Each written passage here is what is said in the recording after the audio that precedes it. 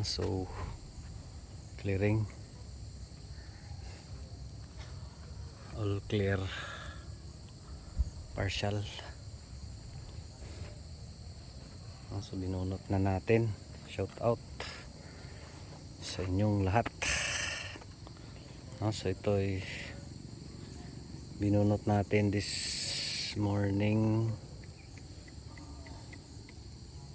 Tapos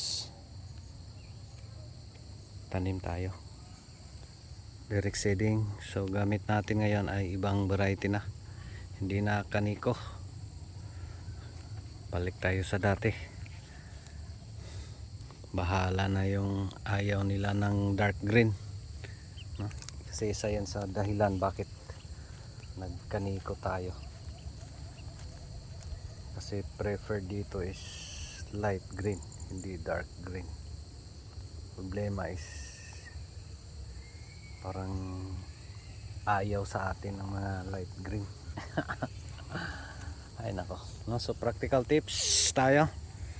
Fall 7 times, stand up 8, no? Si Lord nang bahala. Again, direct seeding. So ginawa natin,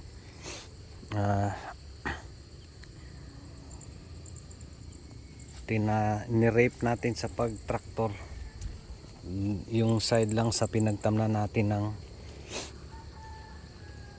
ampalaya, no? So dyan sa baba, kasi dyan yan sa baba yung dating tanim natin, no? Para ano ba yung maibot yung mga ugat ng dating ampalaya, makanlat, yung mga ano.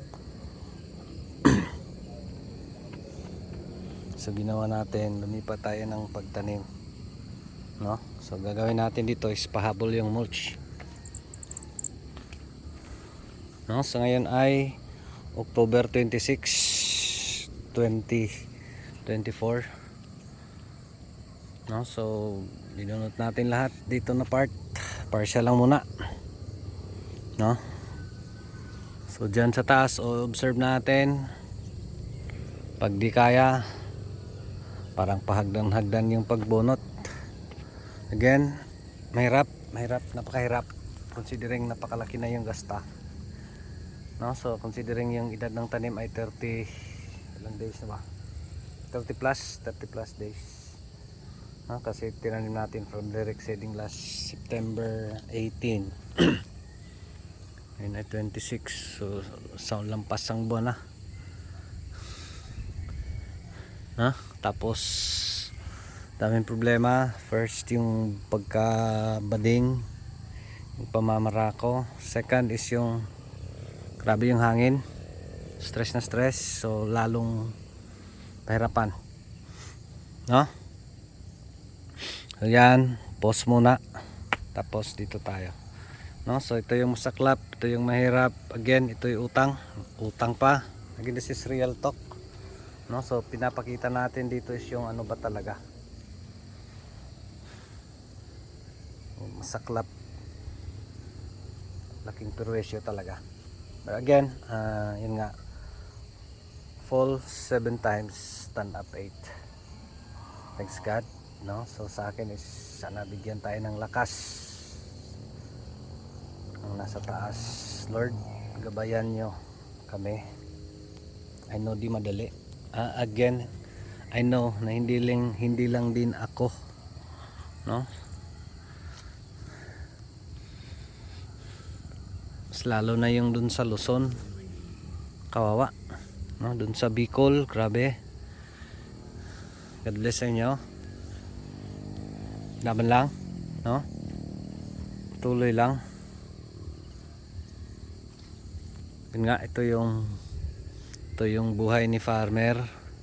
Mahirap talaga, lalo pag ganito yung sitwasyon, no? So napakalaking perwisyo talaga, no? So by the way, yung mga ginagawa natin this morning, no? So humabol tayo kasi yun nga, may low pressure. Humabol tayo kasi andyan na yung seeds, nakasibol na. So ginawa natin this morning, spray tayo ng contact herbicides, tapos binunot, no? So tapos problema is dalawa lang yung nag-duty.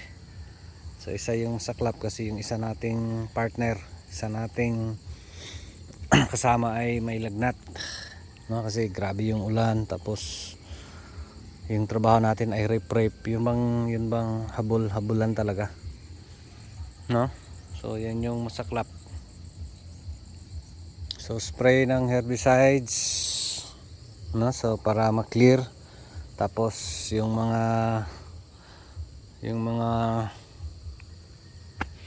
ampalaya kailangan natin yung itapon dun sa may sapa, no? So clear tayo kasi yung nga grabe yung ito yung worst pag ganito yung mangyari, barako infestation. Ito yung masaklap kasi ubusan talaga, no? Kasi maghawa-hawa lang yan kasi grabing white flies. So anong marami dito? White flies, thrips, mites, no? So yan yung umaatake ng ating tanim, no? So spray tayo ng contact. Gamit natin ay Kojak at saka Glofos, puro contact herbicides, no? So dyan wala na. So tapos na tayo sa pagtanim. Again direct seeding pa rin. So last na lang yung row na doon, no? So na dito na side guys ay 3 cans ng Galaxy Max kasi yung count dito is nasa 152 dito. Yan yung binunot natin. Tapos dun sa taas na under observations pa rin kasi nga grabe yung impact sa hangin, ulan at saka sa hangin. So let's see, no? So dyan mas malaki, yan dyan 2.5, tapos problematic din, tapos stress sa hangin at saka sa ulan, so mahirap, no? So yan yung ginagawa natin, spray ng contact herbicides this morning dito na area, no? Tapos binunot natin yung mga ampalaya this morning. Tapos this afternoon nag-araro tayo. Yung pag-araro natin para mabungka lang yung pinagtamnan ng ampalaya. One side lang kasi rape din, no? So yung mga nagmamadali, naghahabol, no? So gamit yung tractor. Nahirap, no? So inararo natin dito lang yung dating pinagtamnan ng kaniko. So yung pagtanim natin nasa taas na, no? So gagawin natin yan, aararuhin din natin yan later na, no? Magbed tayo muli, tapos pahabol yung mulch kung kinakailangan. Pag di na, pwede na wala na yung mulch, no? So variety na itinanim natin ngayon, balik sa dati. Galaxy Max F1 3 cans dito na part. So dyan budget natin dyan sa taas, yan, 5 cans just in case. So sa atin is for now observe muna. So let's see kung ano yung impact sa hangin,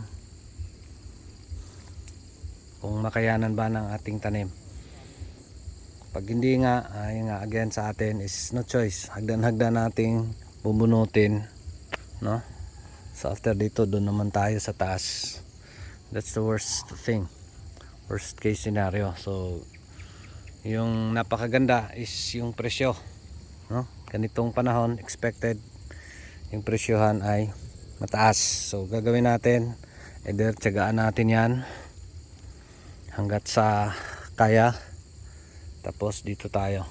So again sa atin, fall 7 times, stand up 8.